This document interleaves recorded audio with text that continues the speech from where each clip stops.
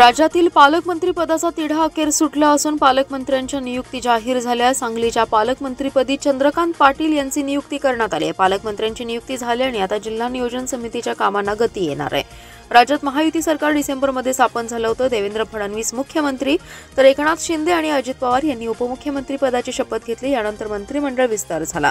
भाजपला 16 कॅबिनेट आणि 3 राज्यमंत्रीपद, एकनाथ शिंदे यांच्या शिवसेनेला 9 कॅबिनेट आणि 2 राज्यमंत्री, तर राष्ट्रवादी काँग्रेस अजित पवार यांना 8 कॅबिनेट आणि 1 राज्यमंत्रीपद मिळालं। या मंत्र्यांचं खातेवाटप देखील पूर्ण झालं, पण पालकमंत्री पदाचा निर्णय झालेला नव्हता। सांगलीचे पालकमंत्रीपद हे भाजपला मिळणार असा विश्वास भाजपचे कार्यकर्ते व्यक्त करत आहेत। त्यानुसार मंत्री चंद्रकांत दादा पाटील यांचं नाव घेतलं जात होतं, तर दुसरीकडे शिवसेना गटाकडून शंभूराज देसाई यांचं देखील नाव घेतलं जात होतं।